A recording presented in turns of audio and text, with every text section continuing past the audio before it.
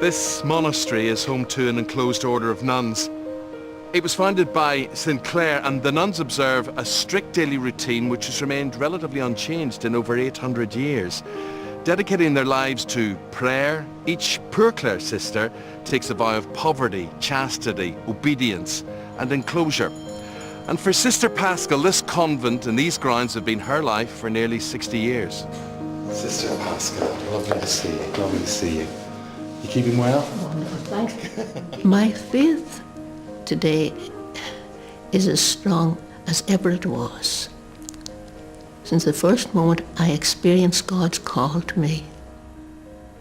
I am the youngest of a family of 8. I enjoyed life and I was working very happily. I loved social life, travelling, but I realised that there was more to life. I began to say, would God mean me to have a vocation to religious life? I felt so strongly that this was a call from God, and I never doubted my vocation.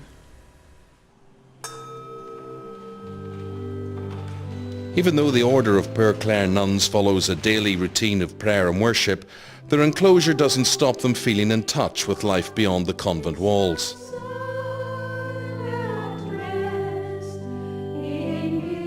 It's not an introverted style of life at all. When we hand ourselves over to God, He guides us. And praying constantly, we're not preoccupied with our own interests, our own fulfillment. We bring in the world. People come up with worries and troubles and anxieties. Very often they're just wanting to pour out and unload their worries to someone who they know can bring it in prayer.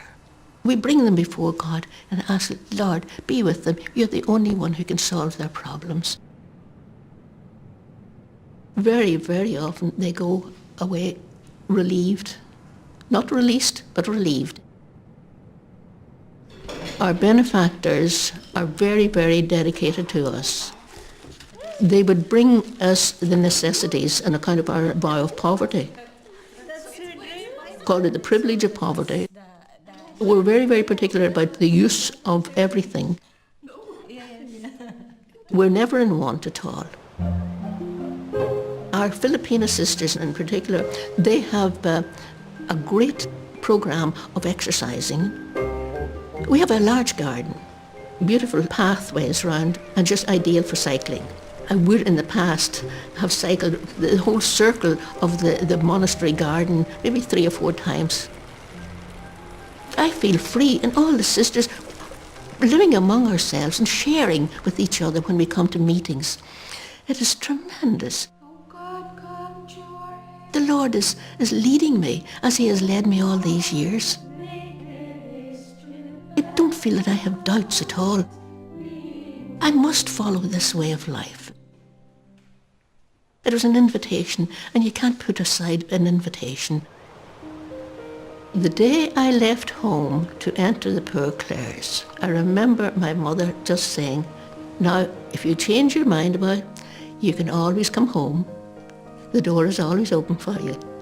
But I have never looked back since. This was my family now. This was my home. I have received more than I ever gave up.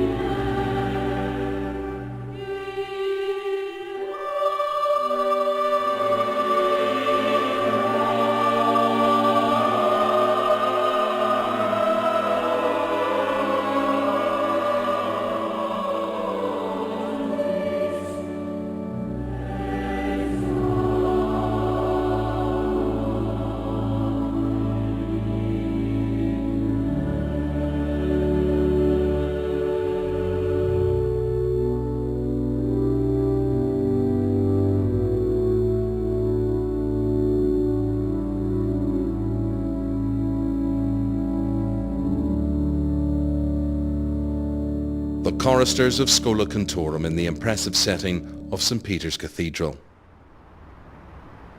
On an equally grand scale and designed to impress, St. Thomas's is one of the finest examples of high Victorian Gothic ecclesiastical architecture. There are many fine stained glass windows throughout the church, illustrating scenes from the life of Christ and biblical passages.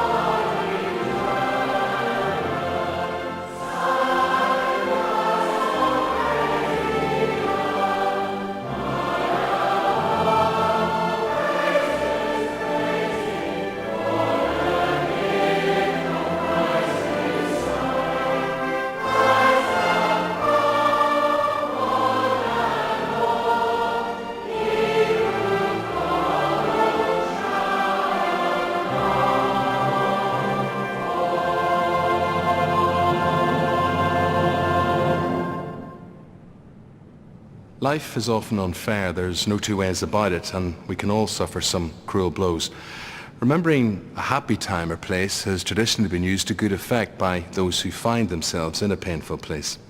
Well, Dr. Susan Phoenix uses her own experience of life to help others through their difficult times. So I was born in England over 60 years ago now, and I suppose in those days we all thought of ourselves in England as little Christian children.